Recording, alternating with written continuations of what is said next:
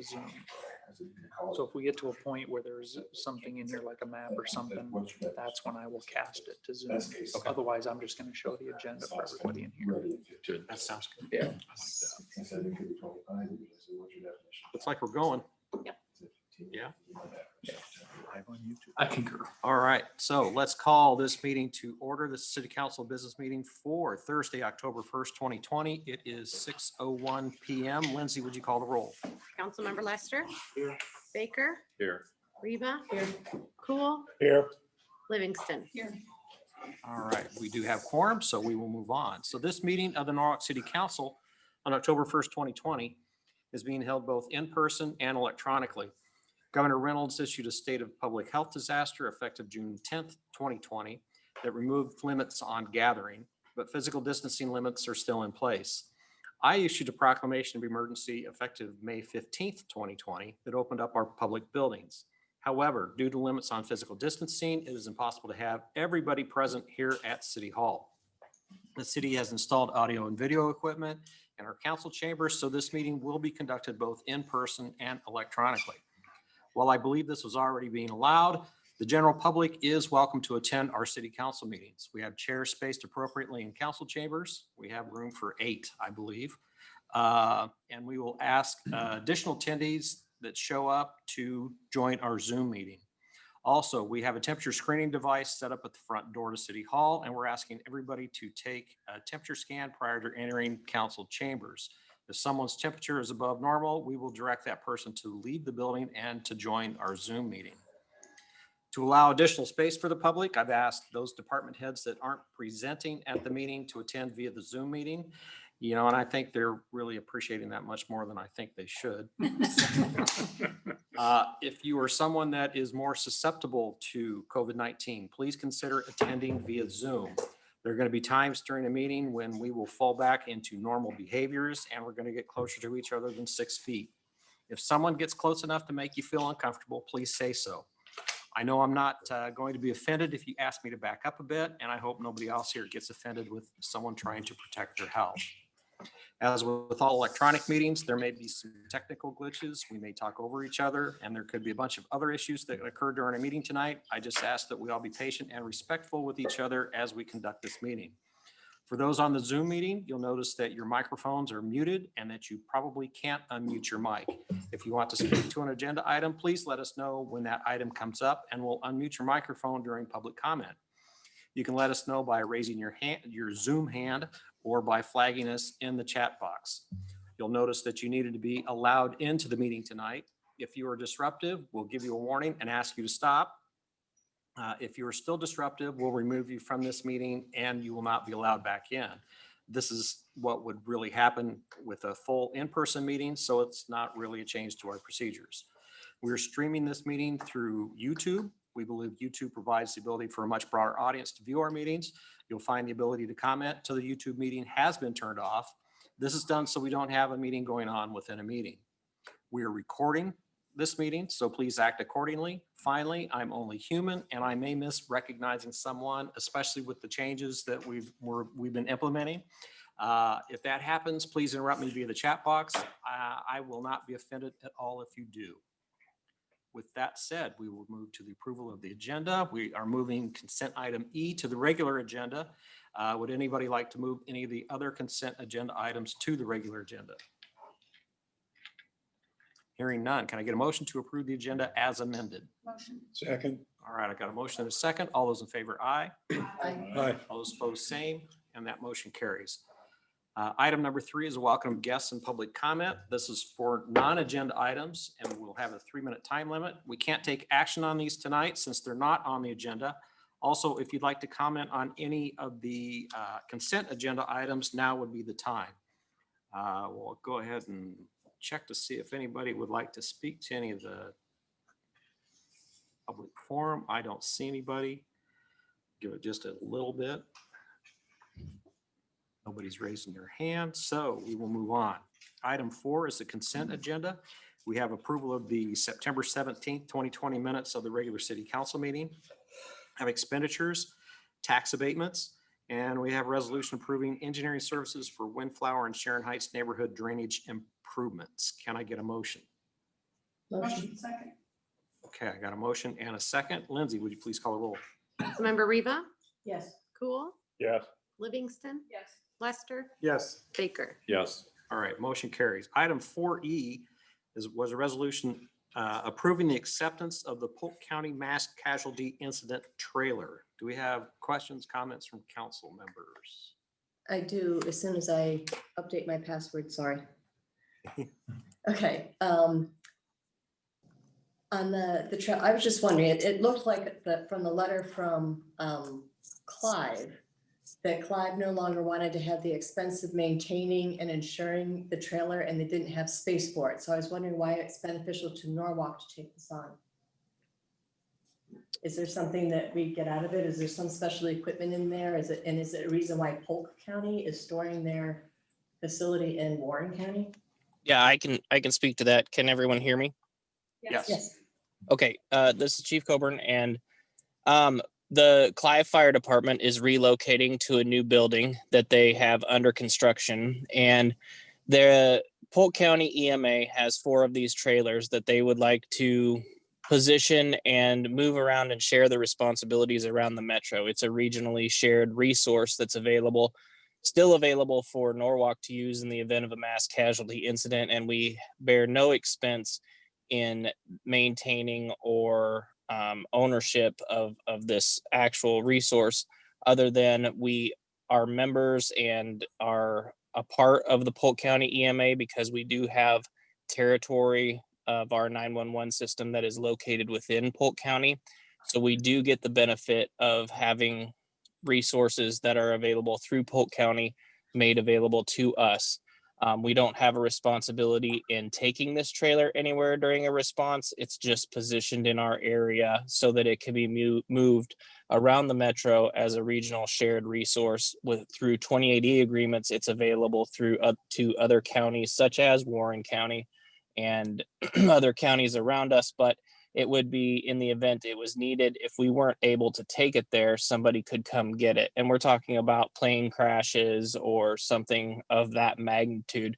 But if we did have something like that happen in our territory, we would have those resources available. And we're talking about a cache of first aid supplies and treatment supplies available to treat a lot of individuals at one time. So I believe as where we're positioned next to the bypass with accessibility around, I know the next closest trailer to us is located in Altoona, and I feel that it is somewhat of an honor for our department to be recognized as capable of managing and holding this resource and recognized to be a part of the metro.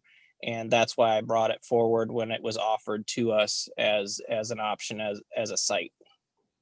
Okay, that makes sense, and it's great. But that was what was confusing me, is the expense part. If you look at the the third paragraph of the transfer agreement, it says that the Clive basically right now securely houses, maintains, insures, and transports the equipment of the scene of accidents. The receiver, Norwalk, is stating that they are able to provide these same services. So the agreement says that you are maintaining it, insuring it, and transporting it. I just wanted to make sure that we had expenses covered if we needed to. I think it's great that we have the trailer here. We certainly have within our maintenance budget the ability to maintain this trailer as it sits as a resource for us available to use as well. But I do know that my communication with the Clive chief, they have recently replaced the tires and done some other routine maintenance, which was assumed by Polk County EMA as they are the ownership. But there is some registration details that have to be taken through. That's why it required a resolution and council action for us to have possession of said resource. Okay. Hey, Chief, this is Ed Cool. When they get the building done, are they gonna want the trailer back? No, these trailers periodically move around the metro, and kind of everybody takes their turn sharing the responsibility of housing them. It's going to be outside, so it's not going to take up a place inside of our building or really any real estate that is important to us. It's just going to be housed here. And we're kind of taking our turn, if you will, to house this resource. It won't be a permanent fixation here. It will be here for a few years, and then we'll rotate it on to the next department. Warren County has some of these resources as well, but they're centrally located. And I really think this benefits us by having the ability to utilize this here in our own community. Yeah, no doubt. It'd be pretty valuable, especially in the mass casualty incidents. So I'm glad you got it here. Thank you. Okay, anything else? Motion. Second. Motion and a second. Lindsay, would you call the roll? Councilmember Cool, Yes. Livingston, Yes. Lester, Yes. Baker, Yes. Reba. Yes. All right, that motion carries. Item 5, we're going to go through some old and new business for consideration, discussion, and possible action. So first one, A, we have a public hearing for the Great Western Trail Connection Phase 1 project. So we'll open up the public hearing at 6:12 p.m. Luke, can you show a map of Phase 1 for the council and the audience, please? Okay, so this public hearing is for Phase 1 of the Great Western Trail Connection project. Could be, it depends. Tony and Robin, I will turn it over to you guys.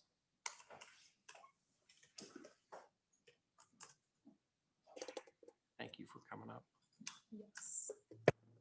Okay, Mayor Phillips, members of council, Robin Leeper, Park and Recreation Director. Bolton and Mink are the engineers on this project. This is considered the first phase of the Great Western Trail project. It will start on County Line Road and 50th, and actually will connect with the trail section that West Des Moines already has in place up to that point. It will then go south down 50th on the east side of 50th, cross over the small creek there by Beardsley. Okay, and then it will turn east on Beardsley. It'll be on the south side of Beardsley. And it will end just west of the inlet to Lake Colchester. So that's the phase that we're currently talking about. That's where we're looking at right now. And then the anticipated start date for this project will be this October. So sometime this month, after, if you guys award contract and approve everything today, we'll have pre-construction meeting and get started as soon as possible. And then completion date is August of 2021.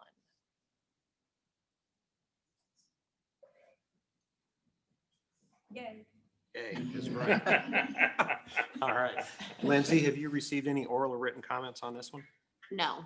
All right, let's, if we can, let's unmute microphones and see if anybody has any public comment on this. And if you also have public comment through the chat box, would be fine as well. I will tell you that I've received lots of verbal comments, So and they're all very similar to what Jackie just said. I agree. Yes, I am too. All right, I don't see any public comment. Nobody's popping in, so we'll go ahead. You can reset the microphone so folks can't unmute, and we will close the public hearing at 6:14 p.m. 5B is a resolution approving plans, specifications, form of contract, and estimate of cost for the Great Western Trail Connection Phase 1 project.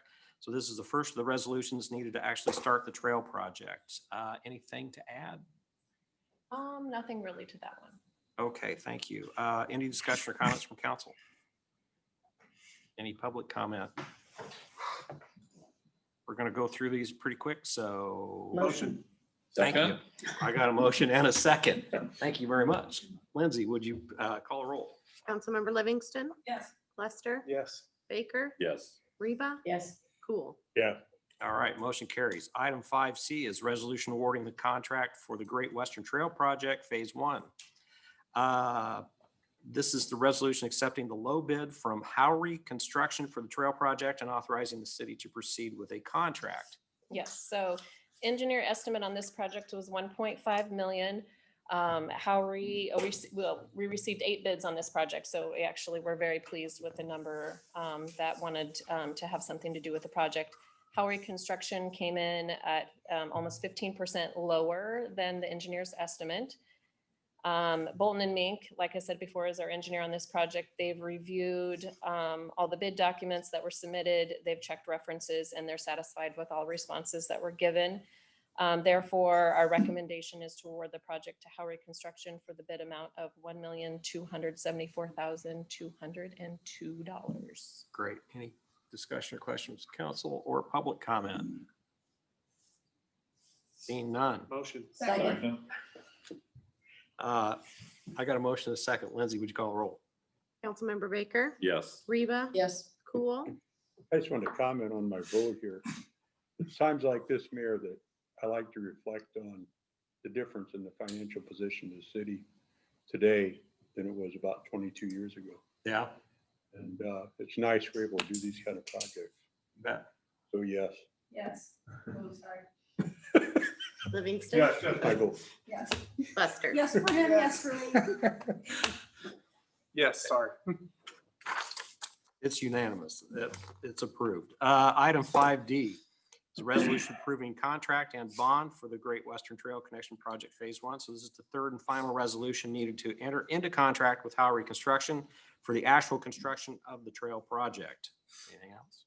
All right. Any discussion or comment from council or public? Motion. Second.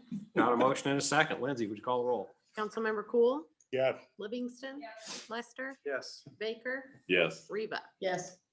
there we go. All right. All right. Motion carries. That'll be great to We're on see. the way now. All right. Now, I do have one, if I can ask my one question on this one. So we came in about 300,000, right? 225,000, Right. whatever it was. Is there any chance of getting the bridge moved up on that one? I don't even have a clue. I see yeses and no. That's why I'm asking. So the bridge is considered in the next phase, and that has MPO funding attached to it. So it's on a federal Got to timeline. wait for that federal. We money to do. We're roll in. looking Perfect. at February. So That's timeframe fine. on that one. But the completion, the estimated Yes, that's completion, better than not knowing at all. right, the estimated completion we'll on be all that right. bridge piece will actually, we're looking at an August 2021 date as well on that. So we're hoping, we are hoping that is correct. So as soon Yes. as fiscal year 2021 starts. Yes. Yeah, thank you You're welcome. very much. Inflate my tires. Okay, thank you. Item 5E, we have a public hearing for a request from Kelly Cordum for a comprehensive plan amendment to change an area of the Dobson PUD from low-density residential to medium-density residential. We'll open up public hearing at 6:19 p.m. So this is a request to change the comprehensive plan to allow medium-density residential in the Dobson PUD. Right now, the comp plan, as adopted on July 20th, 2016, shows this area as being low-density residential. Luke, I'll turn it over to you. Thank you, Mayor. This is 4 single-family lots currently in the Dobson PUD. Luke Nelson, if you zoomed in on the area between Elm and is that Cortland, I think? Yeah, Cortland Drive on the south. Cortland Drive and Elm. Right on Highway 28. Yep, right along Highway 28. Yes, there we go. So the proposal is to leave the northernmost lot single family, leave the southernmost lot single family, and those 4 middle lots. And I guess just to back up, we have another public hearing after the comprehensive plan public hearing related to a PUD amendment. These are both, I mean, we need to do both of these if it's something we're going to do. So I'll be kind of talking about the whole thing. So what we've received a request from Kelly related to this project is wanting to switch these 4 single family lots to 4 2-family townhome lots. So the number of units wouldn't change. You would have basically a 2-family townhome straddling the property line on each one of those. Their desire to do that is just they felt like it's more marketable for those lots to be able to get them built out. To be able to approve such a thing, we've got 2 actions that we'd have to do. One would be this comprehensive plan amendment. Currently, our comprehensive plan for the Dobson PUD area is all low density residential. low density residential only allows single family homes. So to jump up and allow for a 2-family townhome, we would need to amend our comprehensive plan for these 4 lots to be medium density. And then subsequently, then there's a rezoning action that needs to happen to allow that as well. So this first piece, again, is just focused to that land use component that then gives us the ability to follow up with some kind of rezoning. We did take this to our planning commission at the last meeting, both the comprehensive plan and the rezoning portion of it. They felt there was some logical connections to the higher density stuff along Marie, though most of those are single family units. They are in an R3 zoning district. So they thought, there was some connection there. It wasn't like we were just zoning this R2 out in the middle of nowhere. So they ultimately recommended approval of this amendment to the comprehensive plan. And so the amendment to the PUD and the amendment to the comp plan is strictly limited to this area. Yes, correct. Luke, do I understand it right then, if you kind of do the math on it, that the density would remain about the same, really? Correct. Yep. It'd be the same number of housing units, just different structures. You'd have two structures instead of 4, but still 4 housing units. So Okay, thank you. mhm. Okay. Lindsay, have you received any written or oral comments on this one? I have not. Okay, so do we have any public comment?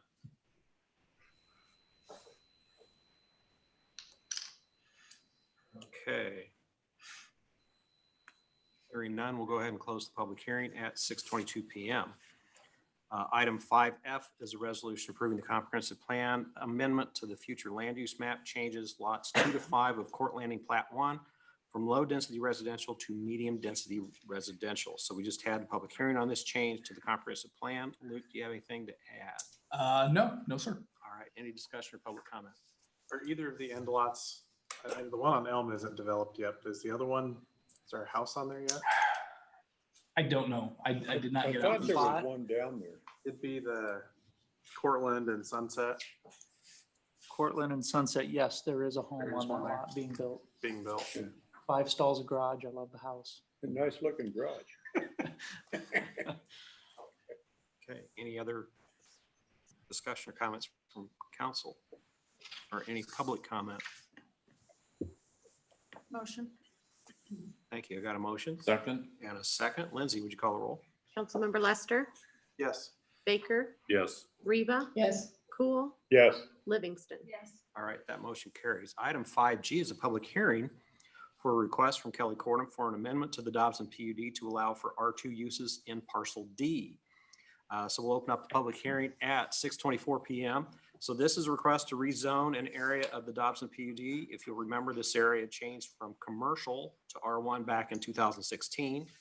I know we've done a lot of work. We did a lot of work trying to figure out how to fit a commercial property into there, and it just wasn't going to fit. So the change to single family residential was approved.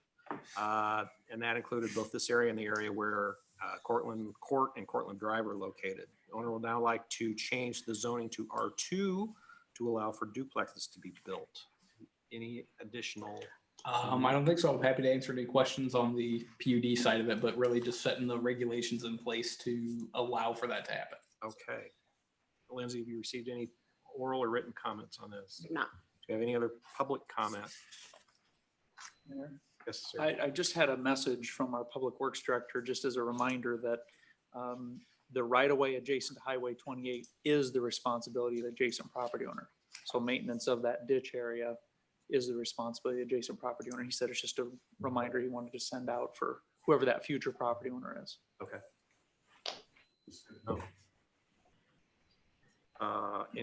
Anything else? Any other public comment? Motion. Well, that's Oh, not a sorry, motion we're yet. not We're there at a yet. hearing. Yep.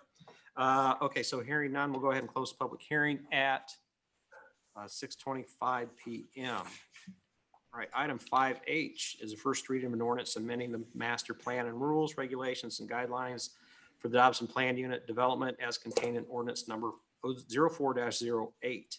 So we just had the public hearing on this change to the zoning in the Dobson PUD. I'm going to assume Luke doesn't have anything else.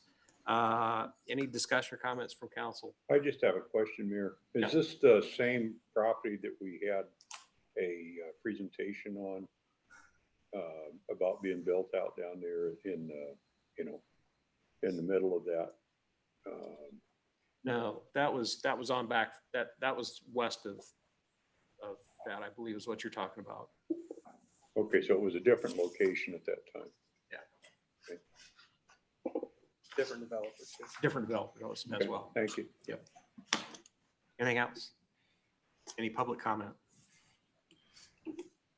Hearing none, can I get a motion? Motion. Second. I got a motion and a second. Lindsay, would you call roll? Councilmember Riva, Yes. Cool, Yes. Livingston, Yes. Lester, Yes. Baker. Yes. All right, that motion carries. Item 5I is a resolution approving a request to hire Adam Mekas with Site Innovations to provide design options for the Hughes Crossing and City Center. So for the area that we have designated right now for City Center and the Hughes Crossing area, it has been difficult to pin down design options. If you remember, we originally had the City Center area to the south side of that property. Then after some discussion with the developers, the city center area moved to the north end of the property. And I think it works better at the new location. The developer really wants to work with us, but they'd like to have a better idea of what we'd like to see in that area so they can better develop the rest of the Hughes property. So I will just go ahead and turn it over to Luke and Holly. Gotta unmute Holly. Thank you. Yep. I would just say, unless Luke wants to speak first, but I would just say that, you know, this is kind of the next step to push over the row of dominoes for this project. You know, we got a little bit stalled last year. Part of it was just because of COVID, but you know, the sub area one and the Hughes Century Crossing project is a really large, pretty complicated project because of the city's interest in it with the city center. You know, we've been working towards this sports compound campus. You know, we're making a lot of progress now with this new developer for the sports campus.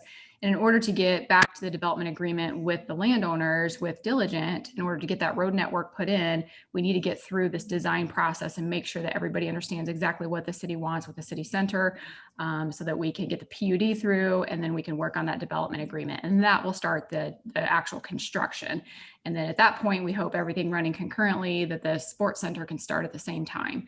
So this is just kind of the next piece in motion. Anything to add, Luke? I guess the only thing I'd add was we had, when we did the sub-area 1 plan, this is kind of the next logical step kind of after that. And at one point before we had development community involved with actually acquiring the ground, we had retained Confluence to help us do some concepts. And because it was purchased and then, you know, a developer had their own ideas, we backed off from doing that. So I think from that aspect, it's really kind of getting back to some of those original ideas of trying to take a closer look at what the town center component of the sub area could look like. All right. What questions and comments does council have? So I would say that I usually am not a fan of spending money for a consultation or comprehensive design, or it just drives me crazy for us to spend money for somebody to tell us what we already know. This project has been, I think, extremely complicated. It's been complicated by the combination of personalities involved. It's been complicated by the city having interest, as Holly indicated. It's been complicated by negotiations with an entity that ultimately decided to go a different way. I mean, there's been a host of issues over time, and I really believe, I think this is really important. Developing this is really important to the city for a lot of reasons. Its location, stuff that's already starting to happen over there, everything that could happen over there. And I really believe that we need somebody independent who can say to the city, you know, this is where you're unreasonable or too reasonable and say to the developer, this is where you're unreasonable, or too reasonable and say to, you know, whoever else involved. I think we need that kind of neutral third party. So I think this is really important where we are right now. I think we need to do this. What else? I think we need to do it. I'm not sure where to start on this one. I don't know. This one frustrates me from multiple levels, and I don't know why. So we don't own any of this ground, correct? That we're designing with this? Not yet, but we want to. So we'll be buying it, or will we be given it? This is me walking through this That's stuff. part of the problem. I think part of it's going to be given to us. So we're paying for a design for something we don't own? Yes, David, if you guys don't mind me jumping in here. The reason why we decided to kind of go down this road is because, you know, we've tried it on our own, we'll say, to kind of figure out how to bridge the gap between landowners and developers and the city's interest.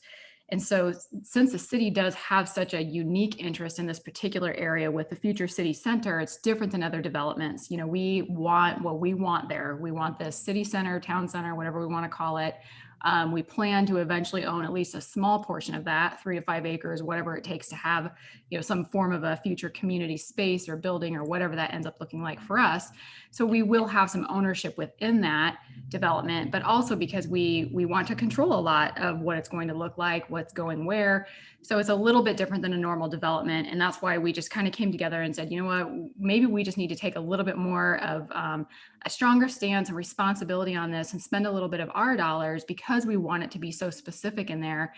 Maybe it's a responsibility that we just need to take on in terms of hiring a design, you know, engineering firm or consultant to put together as a third party that can listen to both sides, that understands the needs of the developer to actually sell the land, what's going to be, realistic for them in terms of what we put in there, but then also understanding what the city is going to want. So we wanted that third party person. So we just felt like this is a step that maybe we as a city need to take a little bit more responsibility for it, since we have so much to say about what happens in there.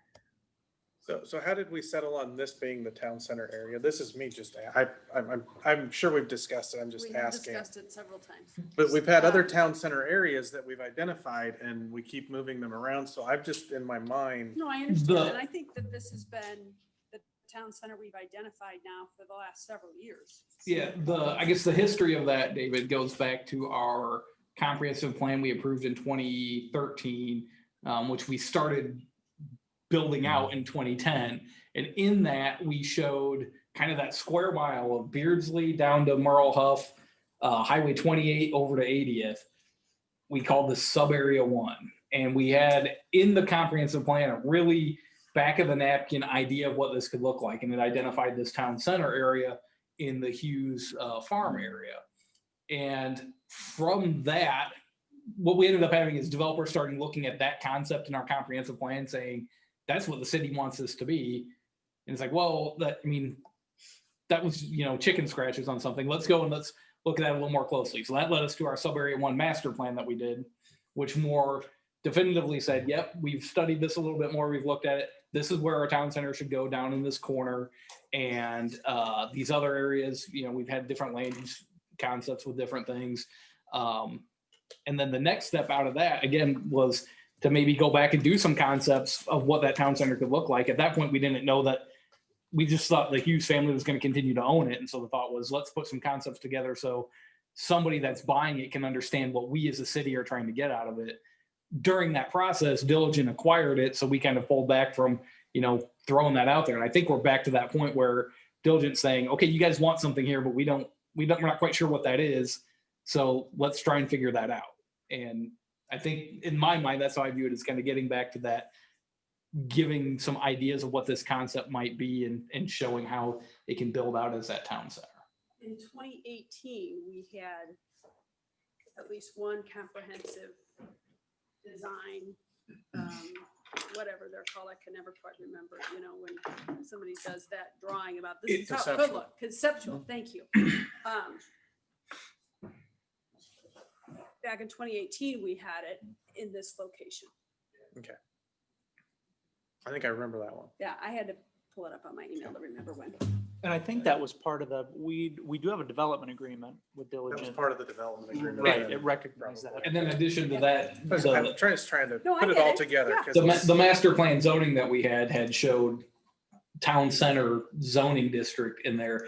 It was located in a different spot. I mean, we're talking about trying to pull it up Same more general close to area, Chatham, but yeah, different situation. so. And in my mind, I think it's always floating until somebody buys the property and wants to land it. So I think somebody bought the property and they want to land it at this point. So, and we've got a pretty good idea of where, so. So we just need to Holly, pinpoint. you're talking about 2 to 5 acres. What are you anticipating we do with 2 to 5 acres or whatever? I mean, I'm just asking today because if it's unknown, tell me unknown. But if you have an idea, I want to hear it. Yes. 'Cause I'm a visual I person, have an so. idea. I've talked about it a lot. Holly, go ahead. No, I was just going to say that, yes, anything could happen within that, 3 to 5 acres. And the reason why I put the 5 acres in my mind on that is because everything that we've kind of thrown out there in terms of just general concepts for what the city could use for public space or a public building, it would take, about 3 to 5 acres. So whether that's like a little amphitheater or a band shell, open space, a new library, just a small community center building, whatever that space is that we kind of have as our public community, non-tax generating, just city funded little chunk within this greater town center area. So it could be anything. We kind of want to identify exactly where that's going to be within this. And that's where this consultant will help us is where's the best spot for that little city chunk to go within this bigger town center area. What is that? What do we want there? We would have a little bit of time to kind of plan out that 3 to 5 acres of exactly what we want, but at least we would kind of know where that should be in relation to the other commercial parcels and the sports center. Cool, thank you. One of the things too, that having this down and figured out is one of the agreements that I'm sure we'll have to sort our way through is that something as simple as a grading plan. Who's responsible for what, drainage. So these kinds of things help with that. And just one other comment that I wanted to talk about a little bit is, we all made that trip to Iowa City last year. And we took a look at that development over there. And I think I thought we came over with a consensus that was pretty cool. And maybe there's an opportunity, I don't know, but an opportunity somewhere in or around the periphery of that to take a look at something like this on some of that property back there. And this might be a good vehicle or an opportunity to do that. So I guess I would like to see a concept plan and a little bit more detail, so we've got a good plan to move forward. To me, it's just a smart way to do business.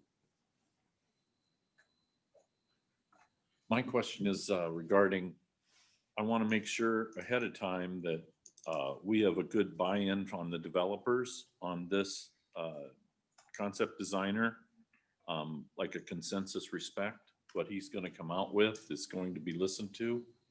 Mm-hmm. Do we have any indication on any of that, Holly? Yes, we did talk to the developers or the landowners, excuse me, and we actually were extremely supportive and complimentary of Adam, this consultant that we're hoping to hire, because he's actually been involved in a lot of this development planning and thought process over the last couple of years. He's worked with Bishop and Joel Jackson, who's worked a ton on this project. So he's very aware and has a good history of what the city wants and what the developer wants. So yes, they're already in agreement on if you guys approve to hire this particular consultant. That's good. Thank you. And I would just add that I have seen references and credentials of this NECAS. And I mean, because that's my concern. I don't want somebody who is going to come and, say only what we want and offend the developer or the landowner. Right, But I me don't too. want somebody who's going to side with the landowner because we've not gotten anywhere in that regard. And so I shouldn't say not gotten anywhere. We've not been able to come to a mutual meeting of the minds. And I think they've worked on a lot of projects that have been very successful and turned out, I think at least conceptually where I hope this project goes. I certainly share those concerns. So I think they're well founded. Anything else? Any public comment? Wait just a second.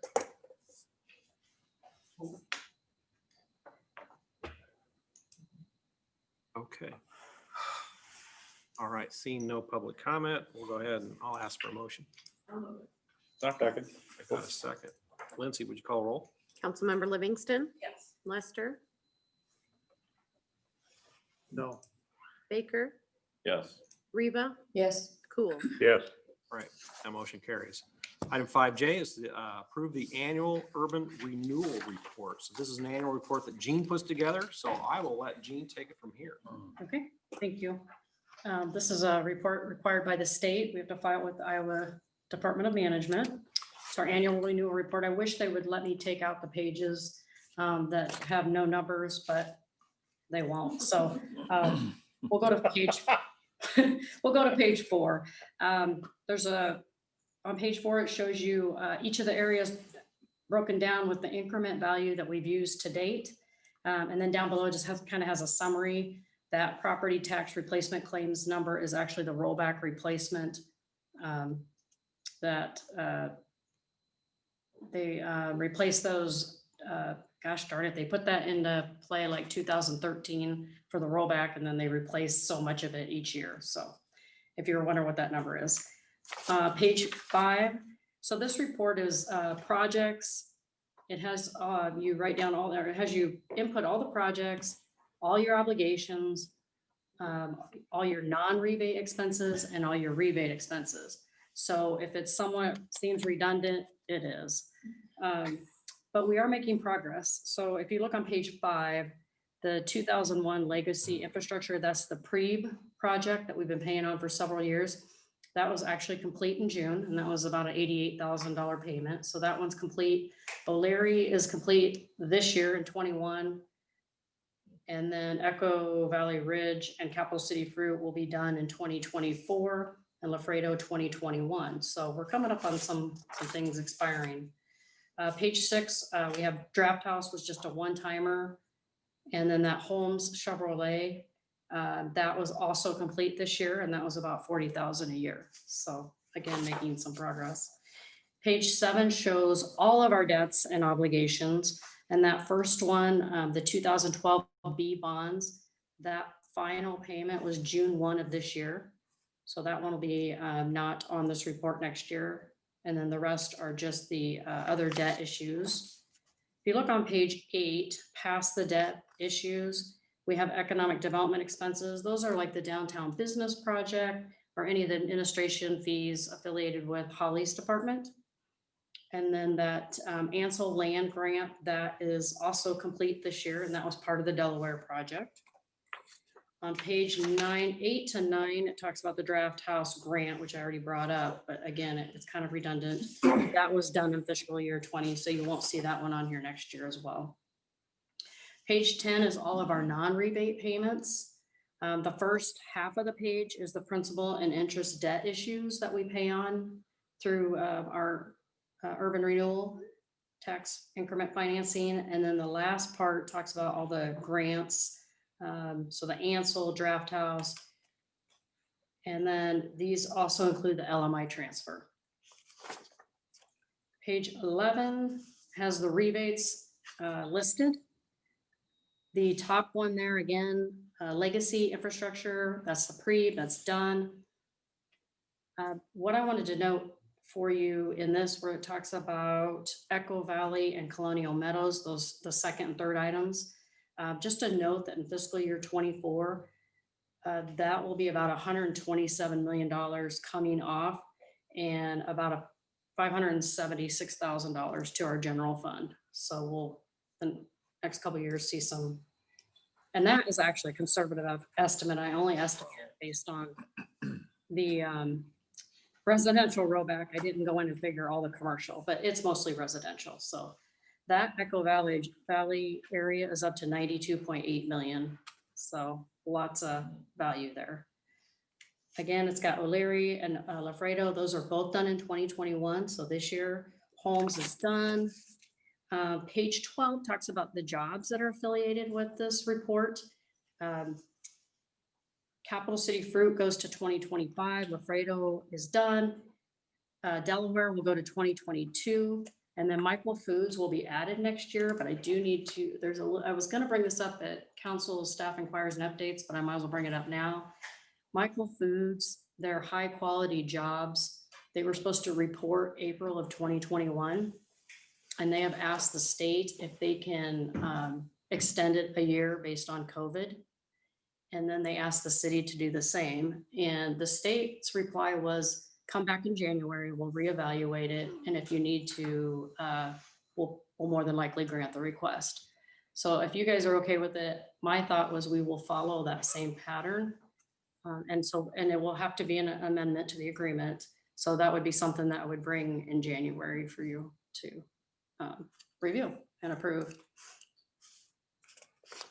And then the last like 4 pages 14 to 20 are just the tip district distributions and the detail of each of those districts.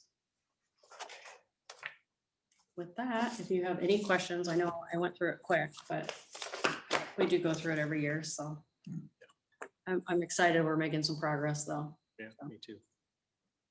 Questions? Good job. Oh, and if you talk to anyone from the schools, they might be excited to know that when those are paid off, it'll be about $1 million for them. So kind of a little The savings 2024. for their general fund. Yeah. Yeah. Wow. So Nice.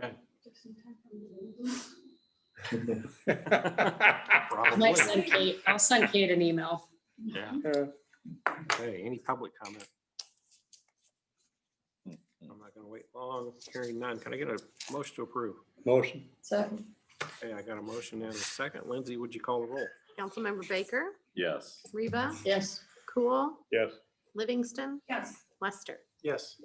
All right, motion carries. Item 5K is a remove from table the consideration of the first reading of an ordinance amending and restating Chapter 176 subdivision regulations of the municipal code of the city of Norwalk, Iowa. So can I get a motion to remove the item from the table? Motion. Second. Okay, Lindsay, would you call the roll? Councilmember Cool, Yes. Livingston, Yes. Lester, Yes. Baker, Yes. Reba. Yes. All right, motion carries. Item 5L then is a first reading of an ordinance amending and restating Chapter 176 subdivision regulations of the municipal codes of the city of Norwalk, Iowa. So we discussed the changes to this ordinance at our last meeting, and we had a few changes for Luke to make. Luke, I'll let you take it from here. Sure thing. Thank you. First thing I wanted to note was the agenda statement notes that included in the packet was the minutes from the June 8th P&Z meeting. We had previously provided those in one of these versions of the staff report for the subdivision regulations, but they didn't make it in this one. So I did go ahead and send those out to you all today if you wanted to take a second look at them. They were in your email. I also handed those off to Lindsay to include with the packet. So that info's out there. As far as the tweaks, we did a review of my notes, Luke Nelson's notes, Lindsay's notes, tried to catch all of the tweaks that we discussed at the last meeting. And I've tried to just summarize them in these bullet points. If you go down into the document itself, the track changes shows where I've input each one of those. To run through those real quick before we get to I think the bigger topic, we just went ahead and made sure that we included all types of basins, retention and detention basins, and that they're not included in determining parkland. We did add that ponds and basins could be considered part of an approved, part of a park if it's part of an approved master plan, PUD master plan. But again, that concept has to be acceptable to Parks and Rec Director as well as City Council. So saying, hey, in some cases we might do something like that, similar to Warrior Park, but it's got to be part of a PUD. Clarified that floodways and streams can only count for 25% of the parkland, if we find the concept again to be acceptable to Parks Director and City Council. Floodways and streams would need to be contiguous to parkland, so you can't give us floodways on one side of your development and your park on the other side. It's gotta all be kind of together if we're gonna consider that. Added that the council has the absolute discretion to reject alternate proposals for parkland dedication. So we got some good, strong language there that, we have the ultimate discretion. Added some info about the traffic impact studies, about allowing a developer to submit a previously conducted study. And then we can review that to determine if a new study is going to be required. And then similarly with geotechnical reports, that our engineer will evaluate the assumptions in those reports to ensure that we're getting an accurate assessment of conditions. So I think that covered most of the minor tweaks that we went through in everything. It seemed like the big thing that we had discussed was trying to determine what the value we would assign to this alternative plans if we allow the developer to provide a fee in lieu. Before we get into any of that stuff, I have talked with the HBA a decent amount over the last few days, and they have requested that the city consider just going back to what our current status quo is for alternative plans, and not do any kind of fee. So, Meaning, wait, What's that? you mean not do any fee or leave it up to? So basically what we're wanting to do is roll it back to what our original staff draft was. So when we put our first draft together that we then sent out to developers and say, hey, give us feedback on this, it was continuing what our current process is, which is if you don't want to give us the park ground, you can ask us to consider some kind of development agreement related to your development that tells us how you're going to meet our parkland requirements. So if you're not going to do it through park ground, we're going to do a development agreement unique to your project that says you're going to give us a value, or you're going to maybe do one of the things we considered at one point was grading work on Mackinac for a development that was adjacent to it. So we had originally proposed that because we felt that was a very flexible way for us to consider lots of different things if the development community didn't want to give us park ground. And we do want to have some kind of option in there because there are times where we don't want to take a third of an acre of park ground if it's a small development. It was requested of us to look at some kind of actual hard number that we could put in the ordinance so that our development community could more easily evaluate properties that they might be interested in. So that's where we came up with our presented ordinance to you last time with I think it was a total out to about $42,000 an acre. And since that, what they have requested based on discussions about looking at fair market values is that we consider just going back and continuing our status quo of requiring a development agreement if they don't want to give us park ground. So with that being said, I'd be happy to go. I did write something in here that I thought kind of was hitting the marks of what you all were talking about last time, putting some definitions in there, but really our staff recommendation originally was to go with just continuing to do development agreements. It seems like it served us relatively well. And for the most part, we've been getting park ground, which is, I think, our ultimate goal. So from my perspective, I don't have any heartache with not going down this fee in lieu of route and just kind of keeping what we've been doing. But certainly I've got some stuff written there that we could consider if you wanted to. So you would negotiate basically with each developer individually? If they didn't want to have park ground in their development, yes.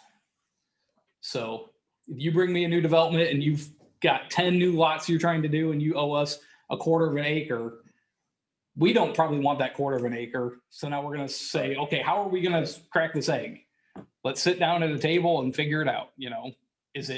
Are we just going to figure out a value of it? And is that fair? Maybe there's park ground nearby and you're going to pave a trail to that park ground. That would be one alternative. We talked about that with the Arbor Glen project at one point, that they would do a trail along Wright Road instead of giving us park ground or giving us fees. So there's lots of different things that we could have them do to help improve our park system that might be equivalent to providing that park space.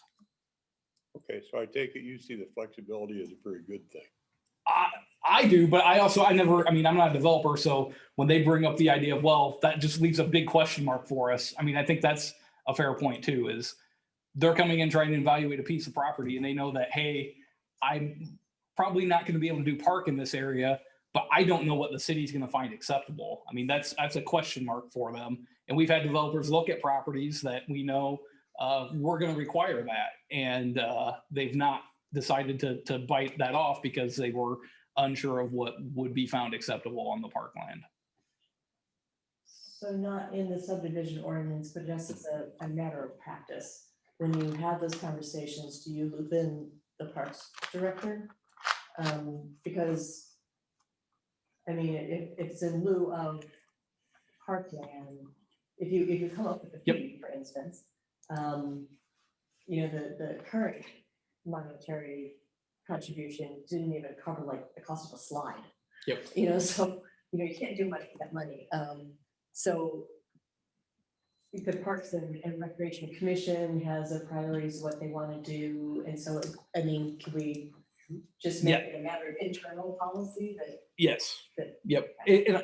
We have done that with the, I guess with the most recent one where we were looking at doing some grading on Mackinac in lieu of parkland on the development next to that. You know, Nancy at that time was, you know, heavily involved with, okay, if they do grade it, you know, are you going to be able to use it? Is it going to make sense? You know, so any of those alternatives, definitely the Parks and Parks Commission, if it goes to that level, would be involved with helping us figure out what's acceptable as an alternative. Why would you go to the Parks Commission when you could go to the Parks Commission? I was just making sure that we Yep. had both sides looped in because the priorities for the parks might change. And maybe, Yep. you know, it's not a trail, maybe it's sidewalk connections being done by schools. Planning and zoning has had they are very adamant about, you know, wanting parkland, and that's about the first thing they bring up on each of them. Where is the park and all of that? I do remember your grading one, and that was difficult getting it through and getting them to accept that as how do you get them educated on the give and take process you went through in your negotiation? I think it's just trying to present it as this is an alternative that they proposed. And, you know, there's a reason why they're proposing that alternative, but, you know, at some point, it does end up being on P&Z's shoulders and your guys' shoulders. Do you want to do that or not? From a staff perspective, I can tell you every time we get a subdivision in, like 1A is, you know, what is just a general lot look at, like lot layout look like? 1B is where's the park? Yeah. And so, you know, that's always at the top of Right. our review forefront. True. And when there's not a park, it's okay, well, what are we doing? And let's try to start figuring this out. And why aren't you doing it? You should probably figure someone out. And, you know, so by that point in time, you know, we've worked with them very closely, letting them know of our park requirements. And if they've gone down the route of, well, we don't think it'd be the best to put a park here. Well, okay, here's an alternative and we'll propose that. But ultimately, council has that absolute discretion to say, no, we're not going to take that and give us parkland somewhere. So, and that makes it tricky sometimes working with the developers because that is an unknown for them. And if they're spending money on a design and they don't know that that this alternate plan is going to be acceptable, you know, then they got to go back to the drawing board and figure out how they're going to put a park in there. Or maybe the project doesn't work financially for them based on what they're trying to do. Except they know that generally we want a park. Yep. Right. And so they start with that premise that we are always going to say we want a park. And when it doesn't make sense for whatever reason, they come forward and it's on them to come up with the alternative. And I'm not sure it should be on us. It should be on them. So I appreciate that it's an unknown, but most of them have worked with us long enough that they have an idea of what we're going to say, are you kidding me about, and what we're going to say that's creative, and we'll think about it. I guess I'd be willing to give it a try and see how it works out for the staff. An alternative to that, I think Luke and I discussed one day, and it might be, if this wouldn't work out, something we might weigh later on. And that's to figure out what our average per capita cost is on creating a park. And then if a developer comes in and says, hey, I'm gonna have 500 people in my addition. And we say, okay, that's easy. 500 people times this amount of money. That's our average cost for doing a park.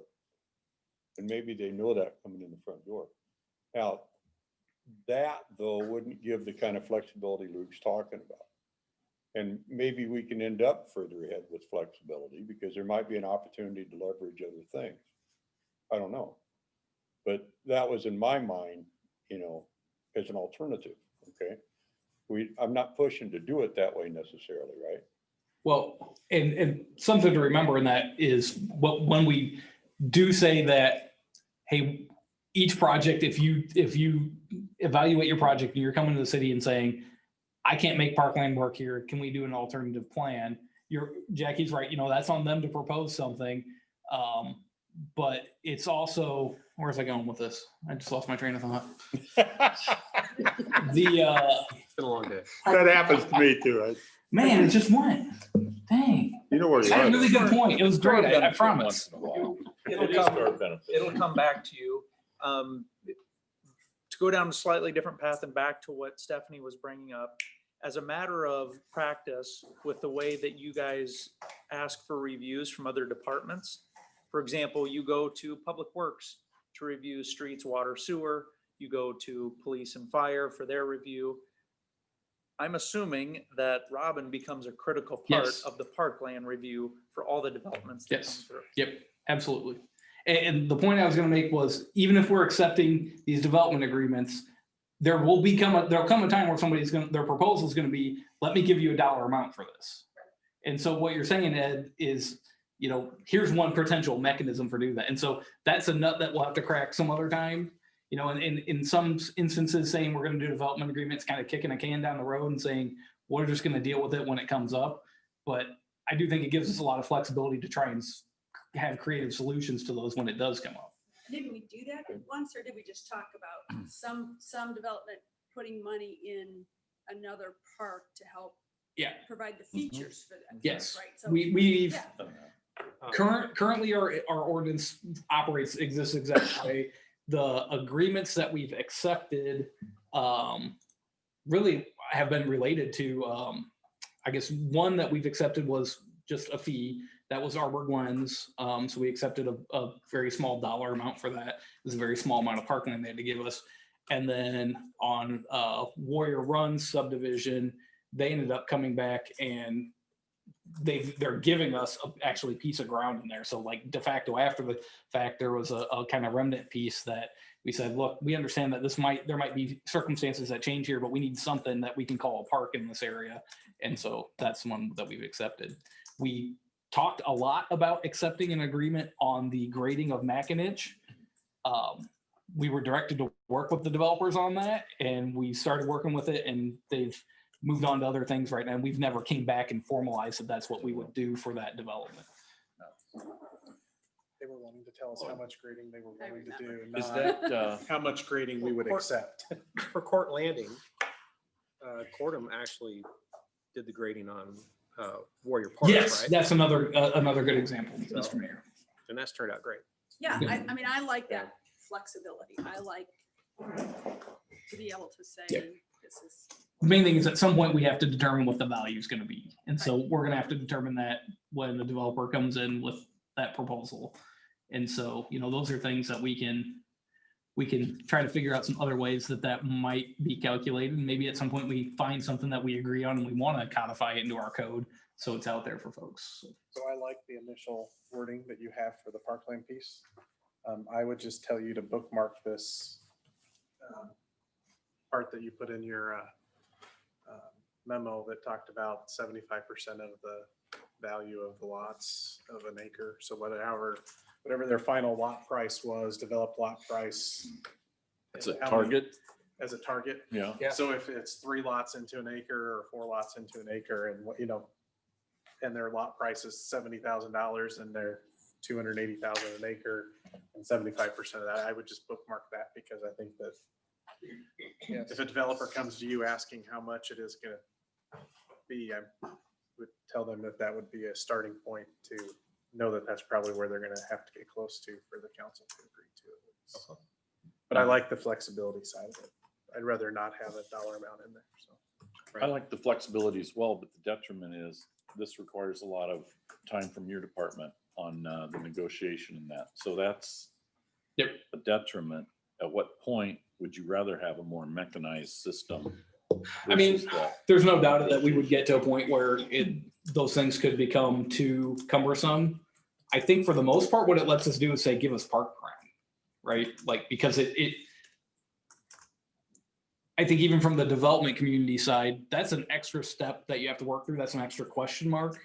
So I think it maybe helps them understand that, look, we really do want the park land, and so really for the most part, you probably shouldn't be coming and asking us to accept some kind of development agreement for alternative plan unless it's something like small, like a quarter acre, half acre. But if you're doing a larger subdivision, like most of our development's going to be coming up, if you're doing 40, 60, 80 acres, you should be giving us, 2.5, 3 acres of park ground. And that would be something we would want to have in those size developments.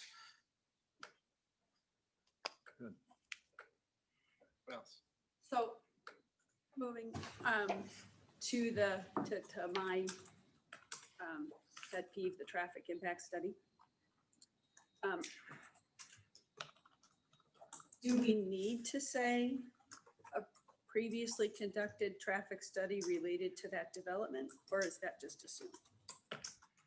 I genuinely don't know, but I don't want them to come to us with a traffic study from 5 years before, when there was a different development being discussed. So I just, however it is most clear so that they understand, if you did a traffic study to find out whether or not you even wanted to develop this, we'll look at that. But if you are using the traffic study from across the street 10 years ago, that's not gonna Sure. work.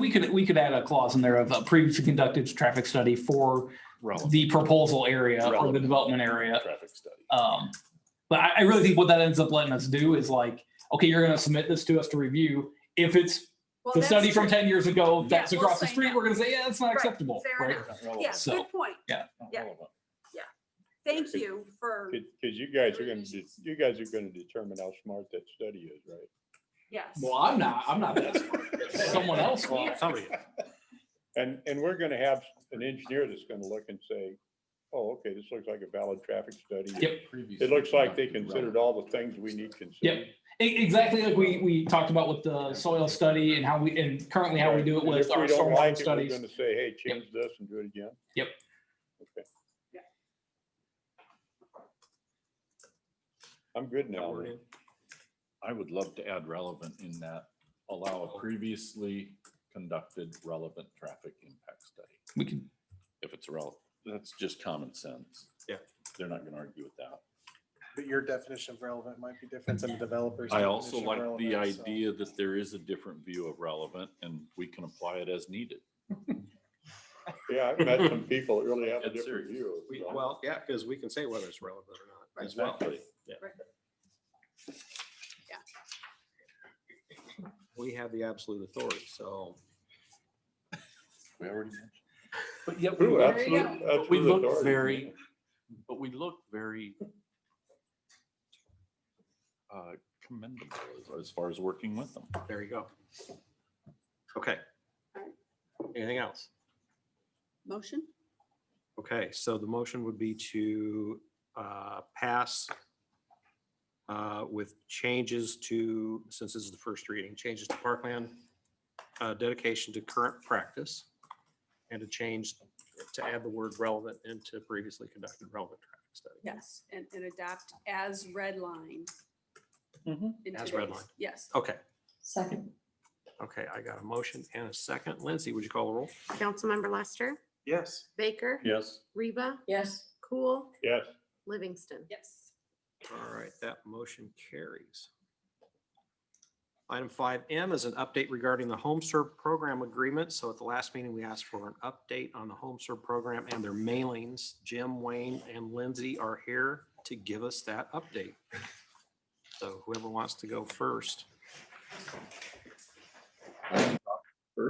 All right. Good. Basically, If you remember, we passed that home serve, the agreement authorized them to use the city's logo.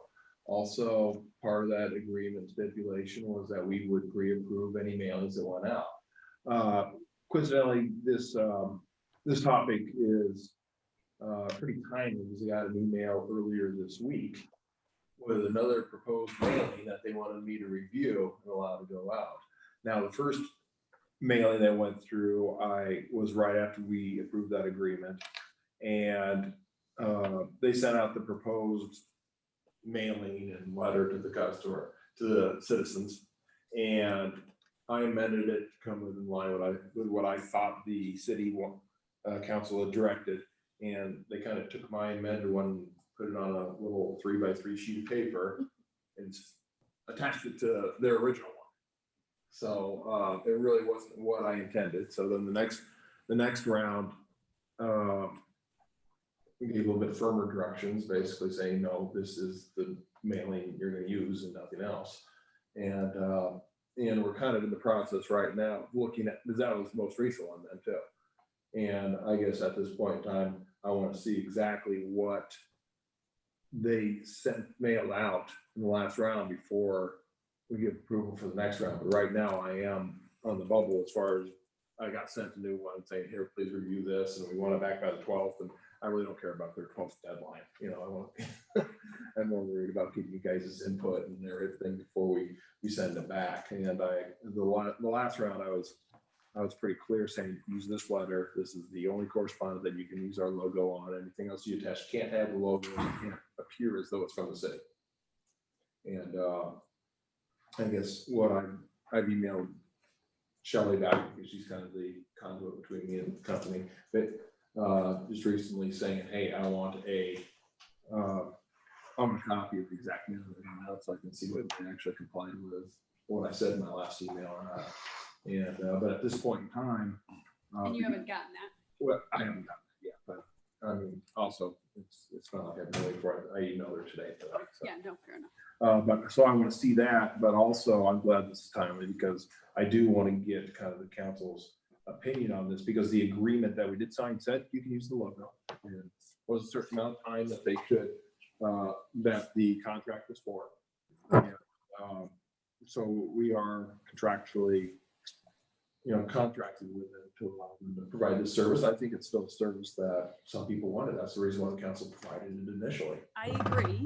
And I brought it up. I know other people have, but I brought it up because I received the mailing and it's clearly not on city letterhead, right? So, I mean, that is obvious, but the city logo is at the top of the page right next to home serve, which makes it look like An endorsement. an endorsement. It makes it look like it's a home serve is a Right. city service.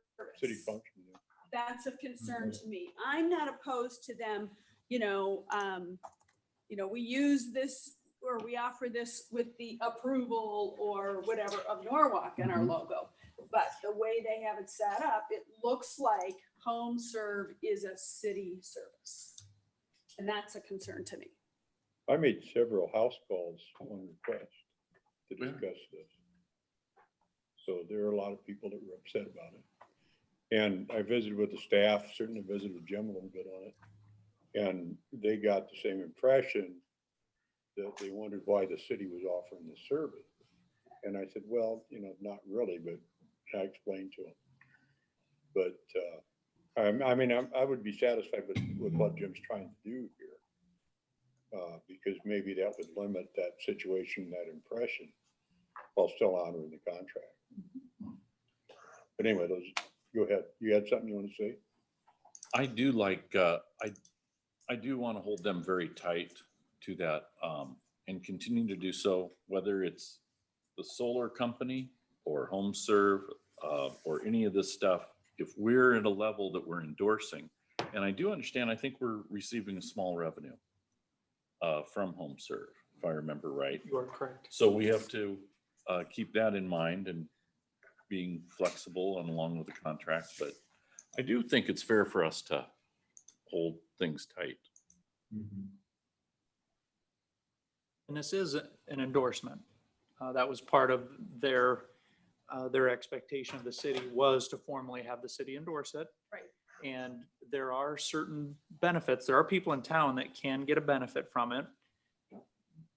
But understood, because we have dealt with similar calls in administration with people that get concerned and are confused because they do think the city is more active in that service. And I think that HomeServe can put a sentence in there that says our service is endorsed by the city of Norwalk, and here's the logo. My concern is the position of the logo makes it look like HomeServe is a service of the city. Right. that's So exactly I'm not trying to get out of the contract. I think it's a great thing. I've got a lot of, I know a couple people have like, shoot, I wish that I would have taken advantage of that. So I do think it's a great thing. I'm not trying to knock that at all. I just think we need to be careful because it's not a city service. It's a service provided by somebody else that the city thinks is worth it.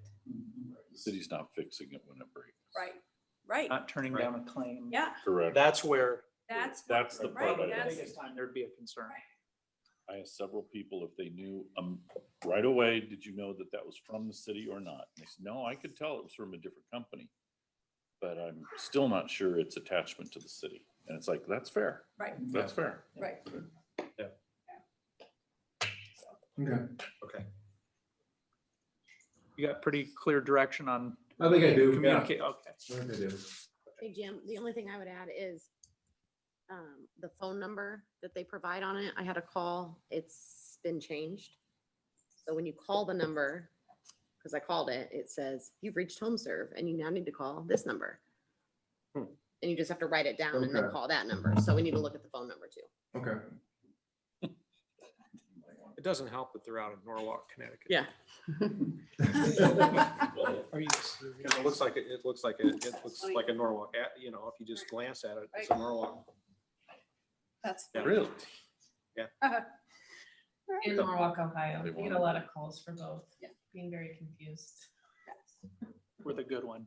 World of coincidences. Yes. I had But a they usually nasty, calling us upset about something and we're like, we don't even offer that program. I had a nasty email from somebody from Norwalk, Connecticut, Connecticut? telling me that, you know, about this traffic issue, about people driving out of this particular area, and I'm, we don't have that area. So, wrote her back and said, sorry. Would have made you feel good, didn't it, Mayor? I'd move if I was you, right out today. No, I wouldn't be in Connecticut. All right, moving on. Item 6, council inquiries and staff updates. Jean Furler, do you have an update regarding the Norwalk Nice program? I do. Due to COVID, we put a program in place and we asked Impact to help us monitor that. And we asked them for an update recently. And this was a program to help people with utility bills if they were struggling to pay their bills. We put $5,000 into an account.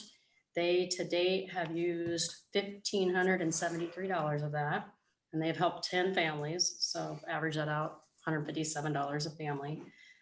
They did say they generally think this money would have gone a lot faster, but they had some CARES Act funding that they used first before the Norwalk Nice. And this is for Norwalk residents only. So they will continue to provide updates. And if we want to add to it, if we get to that point, we'll bring that forward. How's community participation? No, We've had 10 families so far. No, he means. no, I mean, that are putting money in. Oh, forgot to look that up. I could find it. We did look it up a while ago, but we Yep. were gonna give it a little bit more time. Yeah, it was pretty low amount at that point, but I should have looked that up. We, the city, put in, you're right, I forgot about the donation part. I can look that up right here. I think we talked about doing another round of advertisements Yeah. that we talked Yeah, to I Shelby. was gonna talk or, to Shelby. Yeah. Sorry. that'd be- That'd be good. It is $608 Okay, for this fiscal year, $46 for last, so. Okay. $655, Six months. $653. I know we have one person that donates $10 every month. She pays her bill. really. And then I think the rest is the roundup. So that's just June, July, and August, and we do have September in there, so that's 4 months. we'll do some more 150 bucks a promoting on month. that. All right. Any other updates? Just one thing, we did get our health insurance annual renewal and it was 2.19%. Can't believe it. And they said it cannot go up, but they're trying to beat them down because we had a really good year. So pretty happy about that. Good. That's it. Yeah, that's a really good number. Oh, can I add one more thing? Sure. Because we're using the HRA, if you're, if we bought a fully insured plan versus us buying down part of the deductible, we saved $146,000 last year doing that. So that is paying off. We've saved every year due to that. So that was a good call. Good. All right, thank you. Jim? No, sir. David?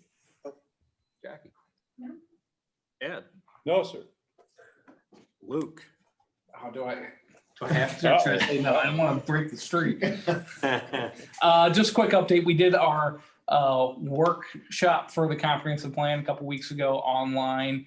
Wasn't the most well-attended thing I've ever seen. So we're working with our consultants to try and find some other ways to get more participation. We're gonna hopefully, if they have the football game, have a booth at the next football game that's a home game. It's my understanding that they're still trying to figure out if that's working with the other team. So Hoover's the only other home football game, I thought. I think so. And They were trying to find a replacement. yeah, my understanding is they have been unsuccessful and Hoover's, they're not going back to Plan. school till November, so it's not, the game's not gonna happen. Yep. So if something happens, we're gonna try to get out to whatever event we can. And then we're gonna put a flyer in our October water bills. So that we can at least say we've reached everybody via some kind of flyer. And then we're gonna continue just plugging away, trying to get some weekly social media stuff out there. Anybody else that knows folks, if you just tell them to go do it, that'd be great. We're also gonna be doing our stakeholder meetings here mid-October, so that'll give us some good targeted responses as well from various stakeholders in the community. All right, thank you. Tony? I don't have anything else to add tonight, Mayor. I'll let Robin give you an update on the McIntosh Sports Complex parking lot project. All right, thank you. Wayne? Thank you, Your Honor. I wanted to let you know that we've been out potholing the last 2 weeks. We actually rented a machine, a new type of pothole filling machine. It's more of a liquid material. Traditionally, we just use like a cold patch and it pops out every spring when we have freeze and thaw. So we've been trying that, and I'm not telling you because I think you are interested in potholing. I just want everybody to know that we're always looking for new ways to improve our methods and means and procedures. So I'm always proud of the guys when they come forward with those types of things. So thank you. Great, thank you. Chief Coburn? Yeah, I've been working this week or the past couple weeks with Lindsay. We have been making some major headway with our EMS agreements, so we'll hopefully have quite a few of those to be bringing forward in the near future. And I'd like to just thank everybody for passing the trailer resolution tonight. We look forward to getting that back, and I'll bring that up to a future council meeting so that everybody can take a look at it and get a greater appreciation for the value of what it's going to add to our arsenal of equipment, and have a little bit more further explanation and provide that to everyone. Thank you. That'd be neat. Thank you. Assistant Chief? Got an email today that body cameras should be deployed the first week of December. So diligently working on the policy to present to the chief. There's a lot of shalls, wills, mays that I need to go through. Want to thank the council for passing that. We do have some of the hardware on the ground for the server storage, and I'll leave that to the computer people to install. That's exciting stuff for us. Today we also received the package of safety glasses in that also have a deterrent for laser technology. Some departments have been noticing that lasers are being deployed against officers, causing some blindness. So all the officers have been issued that today. All the new officers have been through their patrol rifle school. So it gives them another option for keeping the community safe, keeping themselves safe, and just adding another tool to the toolbox. So I'm glad to be here. Glad to have you. Thank you. All right. Holly. Yep, so we are moving into probably the third or fourth stage of the cobblestone project. So as you guys remember from the last meeting, we got our purchase agreement signed for the land in North Shore. So now the developers are working with their engineering team to get some kind of drilled down estimates so that we can plug those numbers into the development agreement draft and then get that to you guys here hopefully within the next month or so. So that's going really, really well. So Holly, I see some heavy equipment over in that area. Is that them or is that something else? Yes, I think that's a lot of their engineering testing that they're doing. So getting ready for the road and doing some reviews. Yep. And then on the sports campus project, so that also is moving at a really good pace forward. So we just met with the consultant a couple of days ago, and he kind of gave the results of the surveys that he sent out to a few people, and he had some kind of overwhelming response for community space. So we talked kind of through that, how that might work, which has also kind of, spurred us with this designer for the Hughes Century Crossing area, because we know we need to get specific on that since the sports developers are moving forward. And I think that that's going to be a really great project in there. So their next phase now is to work with this designer that you guys approved tonight for us to hire, so they can work together. They'll work with us, the landowners. They'll come back to you guys with a couple of really good options to, edit or just approve if you like them the way that they are. And then from there, we can do the PUD for Hughes Century Crossing and the development agreement to finish out the rest of the infrastructure in there and get that moving, because I think that the sports campus and the Hughes Century Crossing development town center will all kind of work at the same time. They'll work through kind of the same pieces together. So that'll be nice this coming year. And then we've been receiving a lot of RFPs from the state for large manufacturing projects. We've submitted to several of them. And that's really encouraging to know that the industrial industry and manufacturing industry is really strong still here in Iowa. So maybe we'll hear back from one of those. I've been trying to stay away from any of the projects that might have any sort of an odor or a scent. So hopefully that's good for you guys, but some of them are like almost $1 billion projects, and I'm saying no because they have a slight odor. But beyond that, the last piece I think I would just mention is that just keep an eye on the Kosovo partnership and the project working between the state and Kosovo and the Balkans in general with this new these trade agreements and peace agreements that the Trump administration has put together over the last couple of weeks. It's really going to be a game changer for that whole area. And now they have a U.S. Kosovo economic incentive program that we in Iowa should be able to take advantage of first and really kind of help launch that for the nation, since we have such a strong partnership in Kosovo.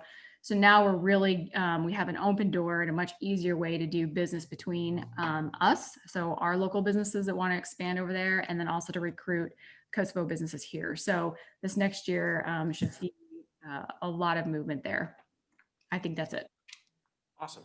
Thank you. Jean Bosch. Good evening. I just had a quick update to inform you that we were able to put some more of the library furniture back out of storage. We have been able to change things up, but provide some socially distant seating. And we also rearranged some things so we could open up one of the study rooms again. We're finding with the cooler weather and the students getting a little more serious about school, we're needing to have some more spaces for them to use. So we're trying to meet those needs. And that's all. All right. Thank you. Robin. Well, I just want to say that we are starting to build really good partnerships with Luana Bank and City State Bank with, as Jean had mentioned, kind of getting things out of their storage. Their storage is their multi-purpose room.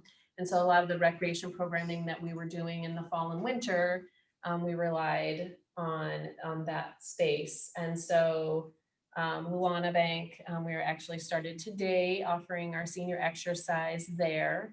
And then at City State Bank in November, we're going to start doing the family bingo there. We'll have restrictions, and we will have, obviously our numbers will be lower, but we'll work that out and still be able to offer those programs. So great relationship that we have there. Both banks are super happy to have community events in their space. They've said that's what they've built it for, so they're really excited that we came to them. Let's see. Indoor sports and recreation programming for fall and winter are beginning this month. We've been given permission to go back into the schools. We have some really strict guidelines and restrictions that they're wanting us to follow, and we're fine with that. We have to follow them before we use the space. We give it to the parents and they decide if they want their kids to participate. Mackinac Sports Complex project, that north side of Bright Road has been paved, but Mid-American has some work to do on the south side. So that section is not going to be paved just yet. We have a cross-country meet there on Monday, but our engineers have told us that Elder will have enough gravel there that the street will be completely open and able for traffic for the cross-country meet. So yeah, but that project is moving along really good. We have rock that's being put down in the actual parking lot now. So I think the next, Randy had told me that the next piece to that will be all the concrete curbing. And then after that, laying the asphalt. So the project's coming along great and should be done by the time it's supposed to be. Good, good, good. Thank you. So, yep. Lindsay? Nothing, thank you. All right. Stephanie? Nothing. Brian? Nothing. Luke? I have a couple items. I'll talk about the one that's not very much fun first. We've had a few complaints in the community about the sewer odor related to the pumping, diversion pumping that the WRA is doing. You probably are all aware that they are doing a sewer lining project in Des Moines. Project has taken significantly longer than they anticipated. They've been working with us, realizing that we have had a few complaints in the community, and they are planning to install some odor equalization into that line at certain locations. He told me that that would happen relatively quickly. The first quote that they had, it was going to be a long-range project and something they probably wouldn't even get done this year. But they've gone through a couple of other contractors and they found somebody that can do that sooner. So they anticipate that happening hopefully within the next week. Also, Scott Hutchins, I have to say, the director of the WRA, he has done a great job to reach out, not just with emails, but he calls me on a regular basis. He communicates with both Wayne and I. We communicate back and forth when we have complaints. When we've gotten to the point where we've had complaints, it seems like more intensely in a certain area, we pick out a map and we have staff call all the residents in that area and say, have you noticed anything? What is really strange is it's not consistency like you might think. You'd think one person in this area has a complaint, call the neighbors, we're going to get similar complaints. It hasn't happened that way. So it's been a little elusive. We're going to do some smoke testing. Wayne and I have worked on that. Actually, he's done the work on that. I just requested that we focus on doing that work. He's done all the work. And of course, finding a contractor to do that in a short term is a little bit more difficult. But we want to try to go to certain neighborhoods where we've heard some of those sporadic complaints, because we've actually had one person that's been complaining about it. They were pretty vocal on social media. And at some point, we even heard that the odor was coming from their sump pit. Of course, that would have nothing to do with WRA. Maybe that has something more on our end. So we're doing more investigation because we want to try to help them solve that issue. Scott Hutchins, again, director, he has offered to come to council if at some point in time council feels that you would like to hear directly from him. He said he'd be happy to be here and respond to you. He did say that the sewer lining project appears to be speeding up. That end seems more closely in sight. As soon as that's done, then they stop that diversion pumping, and that helps with any of those other issues. I already mentioned what we are doing, that we're investigating the complaints.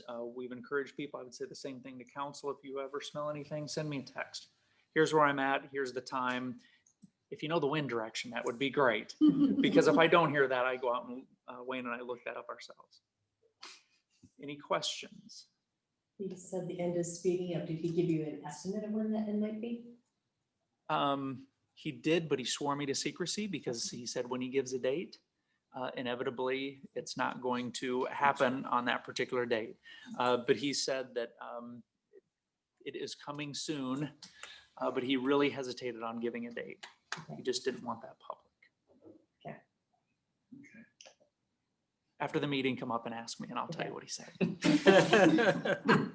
Okay, the more positive thing, in our metro, we have a group that has been formed, Central Iowa Water Trails. No, we don't have water, at least that you would take a kayak down in our community, but it is an asset to the overall metro area. And they're bringing in all the communities, just like, for example, the MPO, they're pulling all the cities together. Norwalk and Waukee are two communities that don't have any projects going on, nor do we have that asset within our corporate limits. So Tim Moorman and I, the city manager there in Waukee, we've been in contact, just trying to make sure that we're on the same page as they talk about overall governance of the creation of this organization, and there's some financing associated with it. So at some level, you'll probably hear me coming back saying, hey, here's an idea of how Norwalk could participate and help that effort in the metro. It has also spurred me to have a few thoughts that I plan on talking to Robin about, because even though we don't have a river within our corporate limits, we certainly have some assets around Norwalk that we may want to have a conversation about. So that's a neat project that has been fun to be a part of that. And we get to see some of the projects that are planned and happening. And what a great recreation opportunity we do have specifically for the Des Moines River. It's certainly going to be a draw. Yeah. That's all I have. All right, thank you. Just a couple things, community chats, October 10th, 9 o'clock, right in here. We're probably not going to live stream this one yet, but we're going to work on getting those live streamed. Don't forget, Beggars Night is October the 30th. And turn on your porch light if you want to give out candy. If you don't want to give out candy, don't turn your porch light on. And then I just want to say that after seeing some events that have happened in nearby communities, that I just appreciate our team. I appreciate our staff. We have a great staff, work hard, and I appreciate council because you guys are not afraid to speak your mind, but after all is said and done, we can still go out and respect each other and we still like each other afterwards. So I just appreciate this atmosphere that we have here. So thank you very much. And we appreciate you, Mayor. Thank you. With that, I will entertain a motion to. Sorry, one more Go ahead. thing. The heavy equipment out there north of Colchester is actually associated with the Beardsley project. Yes, Cobblestone has had some engineers out there doing some survey work. The heavy equipment is actually going north of Colchester all the way back to the connection point for the WRA. Yeah, so interestingly enough, sorry, No, you're fine. I was out paddleboarding last week and Oh, my. went way back there into the little channel, and it's kind of interesting, do all the work that they're doing back there and where it appears to be coming underneath the lake, and yeah, it's kind of cool to watch. Mhm. Yeah. Anyway. All right, thank you. I'd entertain a motion to adjourn. Motion. Second. All those in favor, aye? Aye. Aye. Same. And we are adjourned at 7:40 PM. Thank you. You needed for that. I saw your other email. I didn't look at it.